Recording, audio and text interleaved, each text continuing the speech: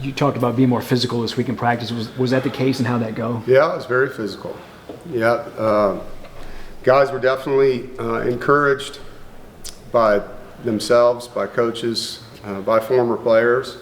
There's a certain brand of football that exists at NC State that needs to be on the field, and it wasn't last week. And it starts with being a physical bunch of guys, and that's in essence the DNA.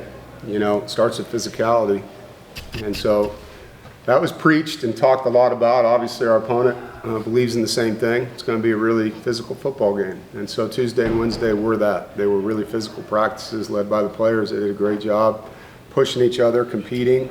Did a lot of good on good this week to get the speed of the game that we need to do that. So definitely put the work in. Is this something you can do every week or just periodically? It depends on the health of your team.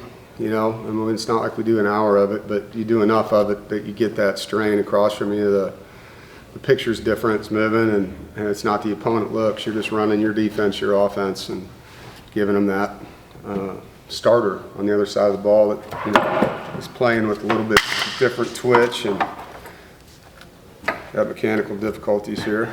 But yeah, you'd love to do it all the time, but you put yourself at risk doing too much of it. So it's kind of a sweet spot there. Was there any position group or players that you saw kind of step up and really take that challenge on? There isn't one that needs to do it better. It's a team thing, Like we have to play 11-man football that way. I said this after the game. There's some guys that are playing that way, and their teammates need to play that way with them. And I'm not going to single one group out. Everybody needs to do it together. You mentioned former players. Did you have any former players come in and talk or to the team? No, not directly, but there were phone calls made, and they weren't because we asked them to. These guys want each other to play well.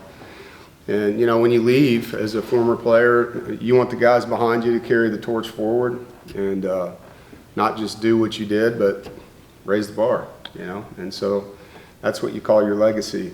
And there's a established way that we play the game. Obviously, hard, tough together is something that goes way earlier than my tenure here. And we believe in that. And so it's getting back to the identity of our football team. How much of a focus was it this week to work on getting off to a fast start and maybe not having to play from behind quite as much? Yeah, that'd be great. It's funny, people talk about that. Like every week you want to start that way. You want to have a lead. But, I can't do that for them. They got to get out there and not have pre-snap penalties that are preventable, not have a holding penalty that takes away a 20-yard run. Not give up an explosive play in the first drives. You just go out there and do what you're supposed to do. You do your job. You do it with an intensity. You do it like you're the only guy on the field that can get this done. You play with that kind of demeanor and pride about your performance. And at the end of the day, they got to care a lot about their film. Their film is their resume. And as a coach, I look at that film as a reflection of my coaching. And so in both cases, we got to be better. It's a we, us, and ours venture around here. And I take it personal. I understand when we don't play well, it's a reflection. And I don't like that reflection. So I'm doing my part, to get this thing right. Now it's their turn to go out on that grass and fight for it.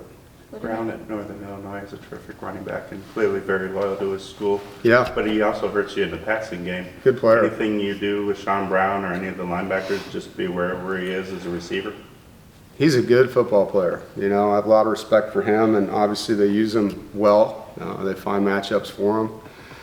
You can't always do that, Sometimes you can. Third down's a lot easier to put who you want on people when it's a passing situation. But they get him the ball off of play actions and wheel routes off of run plays too. So, you got to use your rules, and guys need to know where he is. He's a very good football player. Is there anything different that you've seen from Coach Gibson in terms of the way he's kind of running things on his side of the ball in practice this week? It's been really intense, and I think a lot of it just comes from a reflection, like I said. Coach Gibson's a guy that every day shows up with the same expectations, And I think, his job this week was to make it very clear that some of those expectations weren't being met. And because of that, you'll see different guys starting the game in certain positions, And at some point, it's not tryouts, It's the best guy that's the toughest guy, that's the most consistent guy gets those reps. And reps are earned, not given. And so, like I said earlier, guys aren't being given up on, but they're being challenged. And Coach Gibson's challenging his side of the ball. Coach and I is challenging his. Coach Goebel his. And each position coach the same. And obviously that directive starts with me, with them. And, it's been a week of that, you know, being challenged, understanding what we did last week on the field, in my opinion, was an embarrassing reflection of who we are as a program. It's not what I believe in, definitely not what these kids believe in. Doesn't mean I don't care about them. I love these guys, but I also love what our program stands for, toughness. And so we're back to that, and we'll see if it shows up on Saturday, because that's what this is all about. Each game's a test. It's a mental test, a physical test, an emotional test. It's all that, you know, for a coach and a player. We talked to Isaiah Shirley a couple of days ago. He Yeah. mentioned one of the hardest parts of this weekend was just being honest and reflecting upon what they put on film.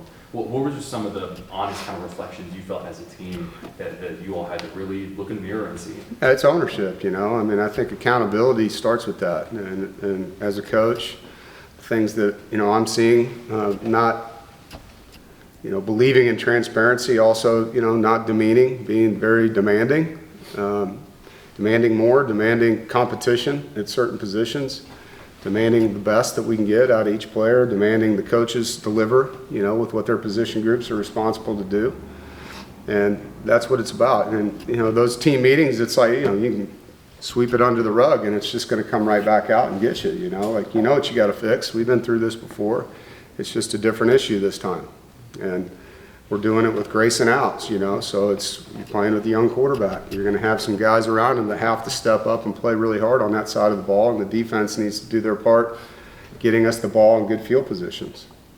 And I use a high effort team, we know. Sure. Schematically, are they also intricate, or is it, how's it preparing for that? Yeah, it's a different intricacy, you know. I mean, there are a lot of edges in their run game. They do a good job making you defend a lot of formations. There's a lot of eye candy, a lot of blocking schemes, a lot of bodies in misdirection with it. And then obviously off of that stuff comes nakeds and play actions and screens, and then third down is third down, you know. So they do a great job with their system. They understand who they are. Coach Hammock's a really good football coach, and he's got a good staff. You know, I'm really impressed with what he's doing and the way that they've been able to do what they've done. You know, I mean, it's hard in that landscape. When you look at non-Power 4 teams, and when they have a good player, how many people are trying to get those players to leave schools? It happens here. You know, I mean, you leave the locker room after a game and there's agents trying to track kids down all over the place, and it's unhealthy. And so what he's been able to do, I mean, you see 4-year starter, 4-year starter, 3-year starter. There's guys there that are staying, and that's a great reflection of what Coach has done there. Do you think And more. Do you think preparing for a high effort team indirectly helps your team, because you know you have to match that effort and then exceed that effort? Well, we respect this opponent. I'm sure that does help. But I'll be honest, man, this is about their pride. And that other side of the ball, it's about how we play football. And yeah, we're going to play a physical team, but it's more about how we play football. Like, we got to get back to the DNA of who we are and take pride in what we put on film. Like, that film is a forever record of effort, is what it is. It's a forever record of effort. And for eternity, how you played in this game on this day is on record. You know, win or lose. But the effort needs to be winning. And that's what I'm looking at. And everyone cares more about the wins and losses. I understand that. I care about the DNA and the toughness and the way these guys play for each other. That's what I'm coaching, you know. And how hard we play is a reflection of what ends up on the scoreboard. Thank you, guys.